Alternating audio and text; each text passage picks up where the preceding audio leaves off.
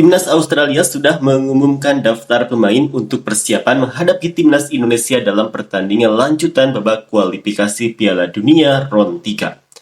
Di atas kertas, susunan pemain yang dibawa oleh Australia ini cukup mengejutkan karena justru banjir kritik dari para fans mereka. Bahkan, mereka sedikit tidak yakin dengan keputusan pelatih memilih pemain yang bisa saja malah membuat Australia menelan hasil buruk di kandangnya nanti.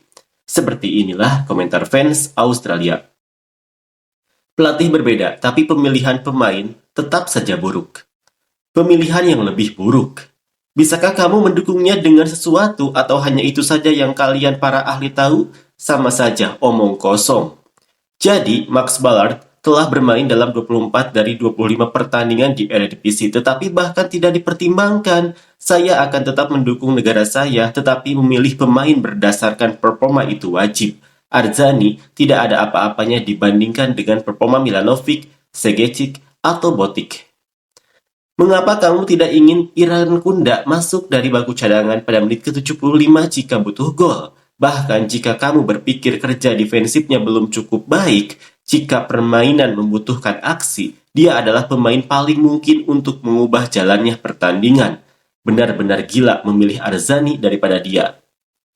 Apa sebenarnya yang telah dilakukan Arzani, Taggart, Tilio, Yengi, dan Velupillai belakangan ini sehingga mereka dipilih dibandingkan dengan Segecic, Milanovic, Botic, Agodwin, Drew, Irankunda, dan Carter.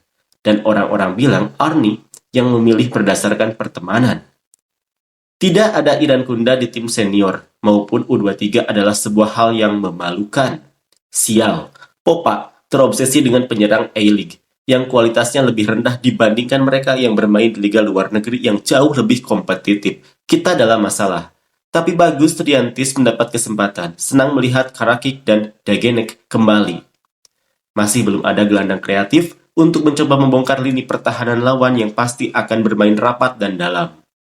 Saya prediksi sekarang, kita akan terus mengoper dan mengalirkan bola dari sisi ke sisi di depan dua lini pertahanan yang rapat, dipaksa bermain melebar tanpa opsi berbahaya yang tinggi.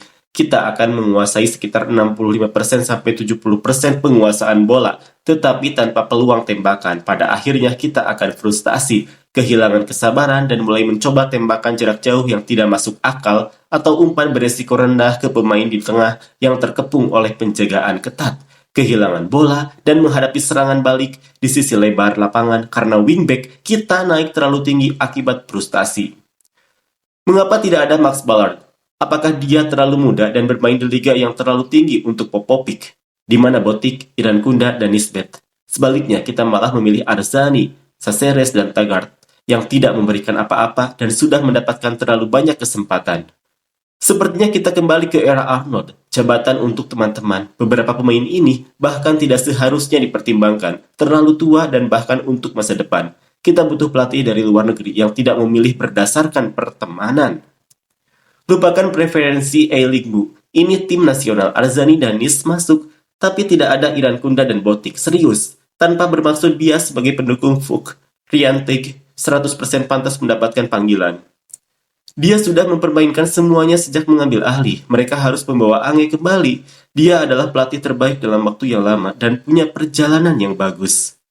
Tak bisa dipercaya Ballard tidak dipilih salah satu pemain terbaik A-League saat Mariners memenangkan gelar back-to-back dan sekarang tampil luar biasa di Belanda. Dan di mana Botic? Serius! Standar sepak bola Australia, begitu banyak potensi yang dibiarkan terbuang sia-sia dan mengecewakan.